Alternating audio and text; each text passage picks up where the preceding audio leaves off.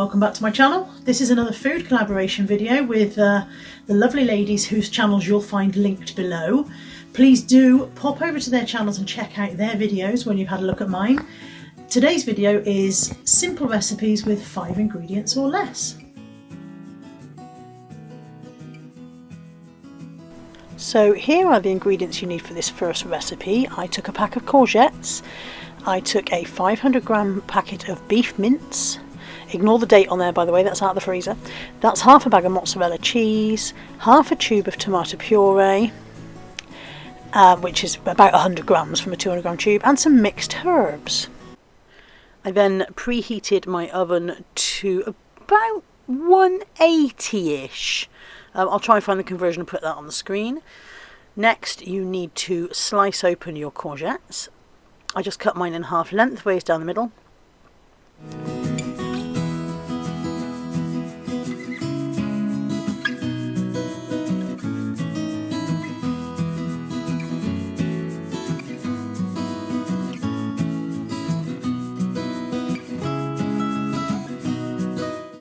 And I left the stalks on, not that you eat the little stalky bit, but just because I thought it would make the dish look more attractive if the stalks were still there. I arranged them in my pan, and I did them kind of alternate ways, so fat end, thin end, fat end, thin end, which you'll see when I move the pan closer any second now. There we go.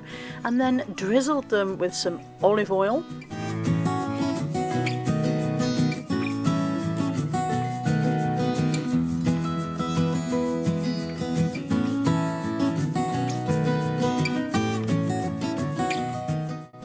And sprinkled them with a little bit of black pepper. This is just ordinary ground black pepper, and I just gave them a light sprinkling all over. And then the same with some just ordinary sea salt, just ground some sea salt all over the top. The sea salt helps to bring out the liquid from the courgettes. Courgettes are quite a watery vegetable, so the sea salt helps to draw that out. Went into the oven and they came out about 20 minutes later, I would say. Nicely roasted. You'll see that I've got a fan oven and the temperature's not particularly reliable all the way around it, so you'll see that one side of my pan, one of my courgettes, has come out a little bit more nicely roasted than the rest. And I suppose what I could have done is turn the pan around in the oven and given them a chance to go the other way around, but I didn't. After all, I'm going to scoop out the insides, so perhaps if you were going to serve them as they were, perhaps I would have done. I laid some kitchen towel out on a plate because I wanted to drain off some of the oil from the courgettes. So I laid 3 layers of kitchen towel on my plate and then moved my courgettes out of the pan to drain on the kitchen towel for a while.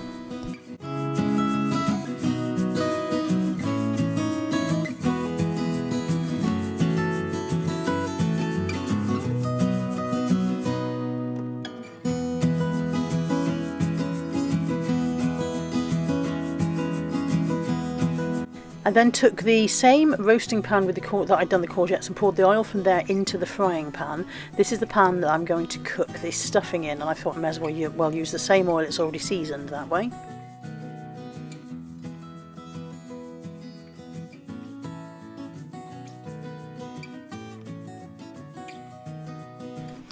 Added the 500g pack of beef mince into the pan, and then just broke it down well and left it to start cooking away.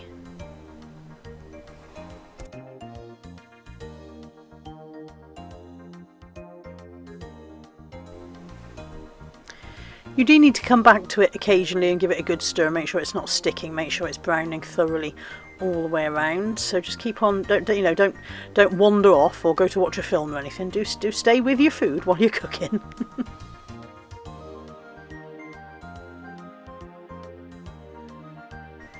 So while my meat was cooking, I went back to my courgettes. These had now cooled slightly. They were still fairly hot to handle, and began to scoop out the insides. As you can see, I began with tongs trying to hold them. It just didn't work that well. And then I just proceeded to burn my fingers slightly. So if you can be a little bit more patient than I was and wait a little bit longer, you'll find it easier to hollow out your courgettes. Now, I'm not throwing away the pulp that I'm pulling out the middle. That's going into a separate bowl. And I'm going to add it into the meat mixture in a minute, because there's a lot of goodness in that, but you don't want to waste that then, and it will disappear within the meat mixture. You won't even know it's there. So great way to sneak stuff into kids.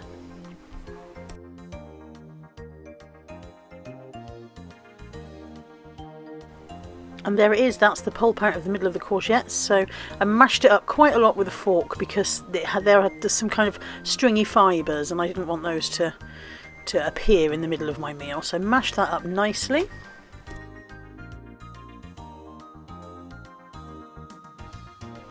And then took it over and added it to my half-cooked meat mixture. And then I just proceeded to stir it really, really well in and keep on working it around until it was completely incorporated into the meat, and really you lost it completely. By the time I'd finished stirring it in, you couldn't see it at all. Here I'm adding the mixed herbs, and I just gave it a good shake. I mean, I expect it was probably about a teaspoonful, but I gave it a good shake that looked like about the right amount. So it's going to be a personal taste thing. And then half a tube of tomato puree. It's a 200-gram tube, as I said earlier. So you've got about 100 grams of tomato puree, maybe a little bit less because I gave up squeezing the tube. If I'd been a little bit more dedicated, there might have been a bit more tomato puree in there, but what there was plenty. And then I just stirred that around and again incorporated it all in and left it to simmer for a while. There was quite a lot of liquid in the pan and I left that to just simmer away until it had reduced a bit.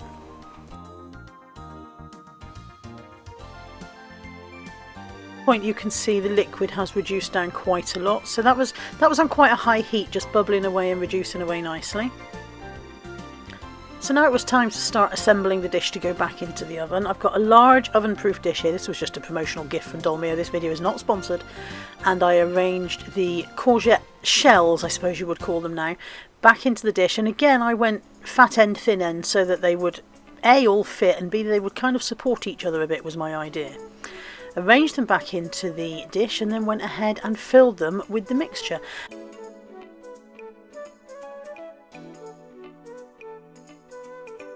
I stuffed them all nice and full because I didn't want to skimp on my fillings, and when that was done I came back and covered them with grated mozzarella.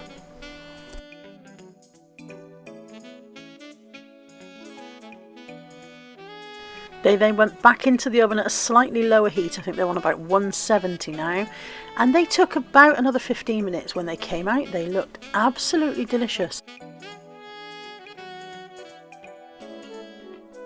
And there's the final result. So 1.5 courgettes for each for myself and Anthony. So this dish served 2 people as a main lunch. If you were going to do it as a side with other vegetables and whatever for an evening meal, you could probably feed 3 people 2 halves each.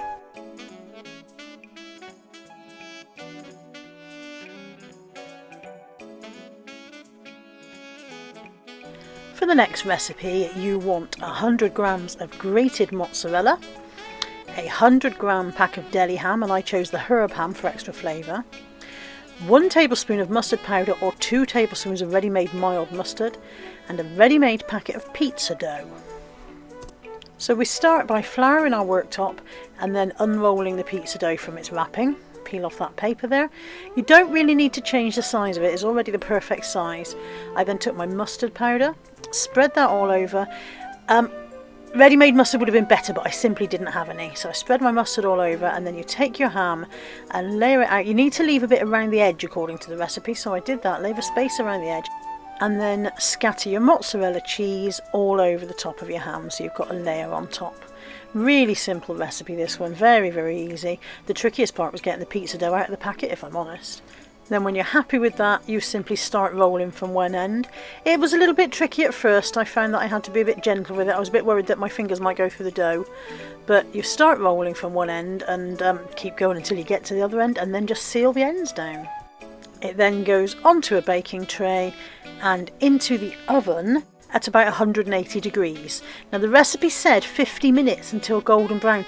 This came out after 25 minutes. I think if we left it in for 50 minutes it would have been absolutely charcoal.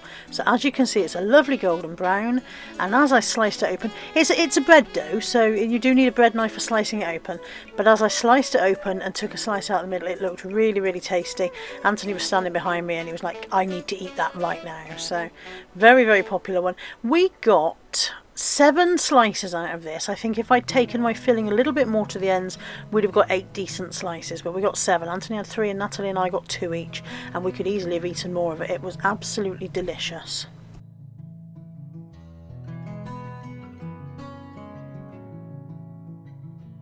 The next recipe calls for 200 grams of plain flour, 2 large eggs, a packet of milk chocolate chips, and 400 grams of hazelnut chocolate spread. The recipe said Nutella, but I'm cheap and I bought Morrison's own brand and it was fine. You begin by breaking your eggs into a large bowl.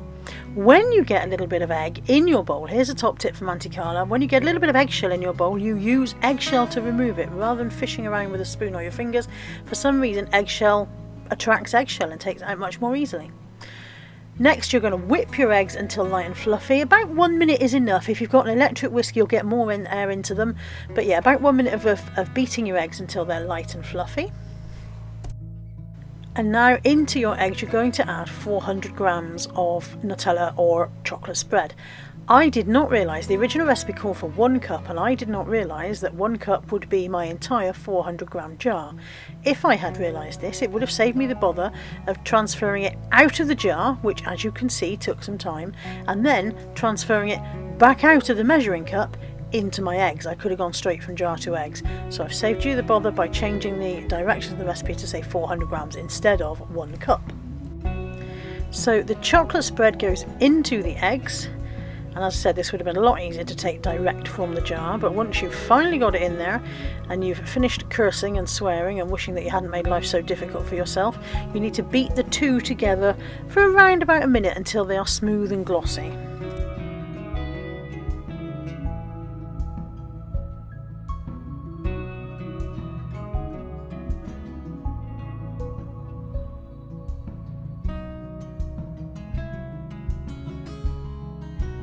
Now we're going to add our flour. I did try sprinkling it gradually and then I just gave up and in it all went.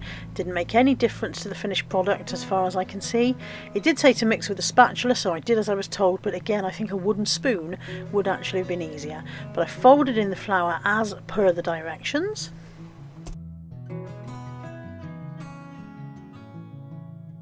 And then it was time to add the chocolate chips. Simple thing, entire bag straight in and just mix them in well.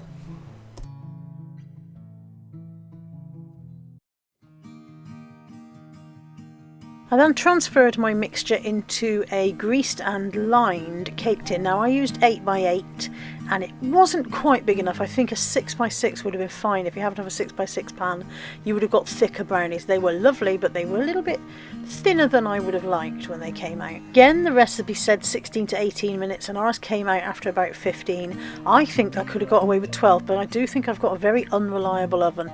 However, as you can see, they are cooked. They've got that nice crack on the top that you get with a good brownie, and they did have a nice element of squish in there. You'll see in a second. I'll hold it up for the camera, and there's a nice little bit of squish in there.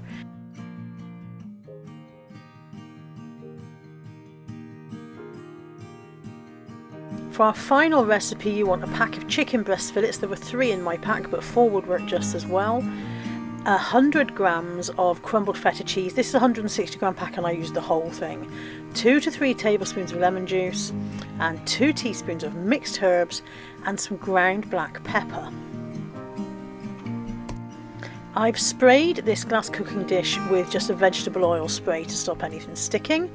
The next step after that is to lay your chicken breasts into the dish.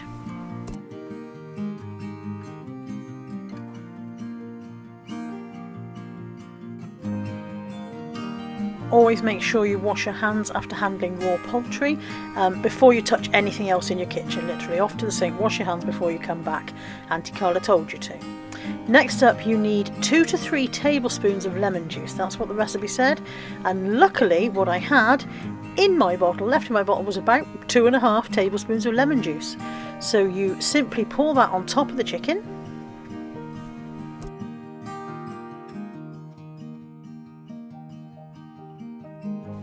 And when that's done, you crumble your feta cheese over the top. As I say, the recipe said 100 grams. My pack was 160 grams. I didn't want any feta cheese for anything else, so I used the whole lot. And it gave me a nice covering, so perhaps the recipe was a little bit light on the feta.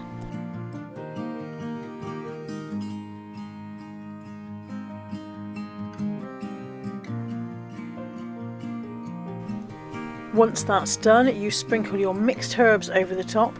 The original recipe for this said oregano. I didn't have any oregano, or oregano as some people pronounce it, so I simply used mixed herbs and it worked perfectly. And then ground black pepper over the top of that. Goes into the oven at about 190 degrees and it stayed in for 20 to 25 minutes. Basically, you leave it in until you're sure your chicken is cooked. Once that comes out, you've got a really nice crust on the top, and as you can see, the chicken's thoroughly cooked underneath. So I expected the feta cheese to melt down, and it didn't. Like I said, it just formed a really nice herby crust on top of the chicken, which was lovely. We served this with boiled new potatoes with butter on and microwave steamed vegetables, and it was absolutely delicious. Really simple recipe and really, really tasty.